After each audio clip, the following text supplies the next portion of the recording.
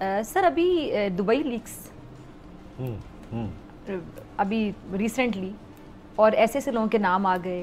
आप देखें माशाल्लाह जरदारी साहब के तीनों बच्चों के नाम उसमें आ गए, आसफा बख्तावर, बिलावल, नवाशी साहब के बेटे हुसैन नवाज का नाम आ गया, हमारे और भी कुछ शख्सियात। गरीब मुल्क के गरीब आवाम जब इस तरह अमीर हुक्मरानों के इस तरह नाम देखेंगे कि उनकी जायदादें पाकिस्तान से बाहर हैं, तो फिर गमो गुस्से का इजहार करेगी ना आवाम। इसीलिए शकूक व शुबहात भी पैदा होते हाँ। हैं। देखिए बात यह है कि बेशक आप कहते हैं कि डिक्लेयर्ड है, लेकिन आप अवाम के लिए तो किस तरह के अल्फाज का इस्तेमाल हाँ। करेगी, ये मैं सियासतदानों पे छोड़ती हूँ, अच्छी तरह से समझते हैं, आप खुद एक सियासतदान है। देखिए मैं आपको बताऊं, कल हम बैठे हुए थे एक जगह, हमारे एक दोस्त आए, मैं खैर बड़ी तुमने तो यार हमें बड़ा डिसअपॉइंट किया। कहते क्या हुआ, मैंने तुम्हारा कुछ उनका भी नाम था दुबई? नहीं अच्छा, था उनका ना, नहीं था, निकला ही नहीं था। हम समझते यार हमारा दोस्त है, इसकी भी तो भाई चलो हम तो जो कुछ है दोस्त तो का नाम ले देना, जब कुछ निकला नहीं तो फिर आप नाम ले सकते हैं। ब्यूरोक्रेट थे ना। अच्छा, तो मैंने कहा, इसलिए मैंने उन्हें कहा कि यार तुम्हारा कुछ निकला ही नहीं तो फायदा क्या हुआ।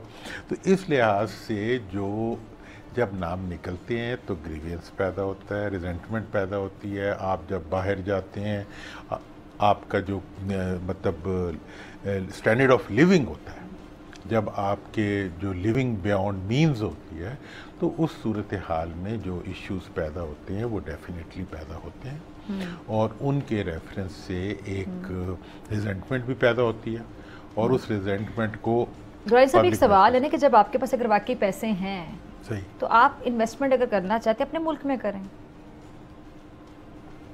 देखें ये सबसे इम्पोर्टेंट बात है, उसका फायदा मुल्क को हो ना। अगर मतलब कहते हैं ये जो छोटे लेवल की करप्शन होती है ना, ये कितनी भी ज़्यादा क्यों ना हो, इसका मुल्क को एक तो फ़ायदा होता है कि मुल्क के अंदर एक इकोनॉमी का साइकिल चलता है। लेकिन जब से ये ट्रेंड शुरू हुआ है कि अपने मुल्क से लूट के सब कुछ मुल्क के बाहर ले जाओ, उसके बाद से ये सिचुएशन है ये बहुत दिगरगों हो गई है, और अब दिन ब दिन जो है इसके ऊपर एक मुल्क खाली होता जा रहा है, और मुल्क के बाहर जायदादें और जो लोगों के मफादात हैं वो बढ़ते जा रहे हैं।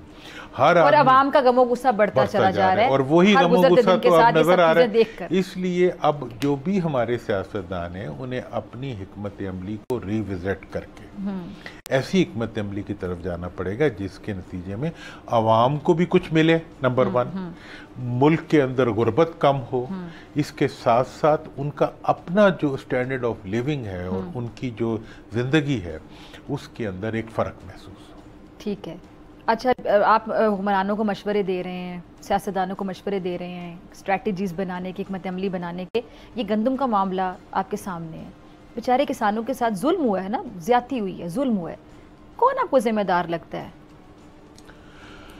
उलझा हुआ है मामला। देखें जी, इसमें जिम्मेदारी तो आप जिस पे भी डाल दें, जिसके ऊपर जिम्मेदारी साबित हो जाएगी वही जिम्मेदार होगा, लेकिन मुझे लगता है किसी पे भी साबित नहीं होगी। ठीक है, क्योंकि पाकिस्तान में मतलब आपको अभी से इतनी मायूसी है? हाँ नहीं हाँ होगा। अवाम की जब भी कोई जेब काटता है तो वो बड़े प्यार से उसके साथ ही निकल जाता है, क्योंकि वो इतनी बड़े वॉल्यूम्स होते हैं कि यहाँ पाकिस्तान में बड़े वॉल्यूम्स की चोरी तो नहीं पकड़ी जाती। किसी ने जी वो 2000 फलां का टैक्स नहीं दिया, 2 लाख नहीं दिया, 50,000 नहीं दिया, उसको पकड़ लो। 100 रुपये का निशान ज़दा नोट लेते हुए हमारे बचपन में क्लर्क पकड़ा जाता था, फिर सिपाही पकड़ा जाता था। अब उसी तरह के टैक्स के अंदर फलां के अंदर, लेकिन जिन्होंने अरबों के घपले किए हों उनको कोई कुछ नहीं कहता, और कुछ कहता छोटा चोर जल्दी पकड़ा जाए। छोटे चोरों के लिए जेलें होती हैं, छोटे चोर ही पकड़े जाते हैं और वही जेलों में रहते हैं और वही मुश्किलात को सहते हैं। बाकियों के लिए तो कुछ नहीं है।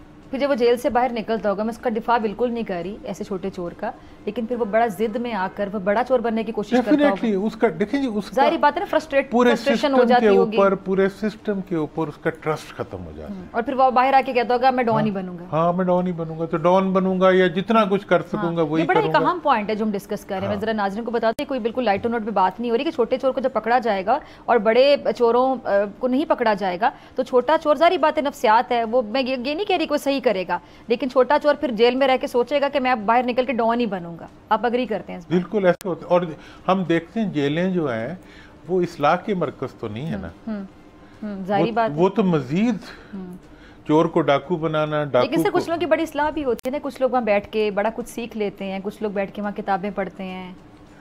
देखें जी, ये प्रिविलेज तो सियासतदानों, किताबें लिख भी लेते हैं। हाँ, सियासतदानों का ये प्रिविलेज होता है।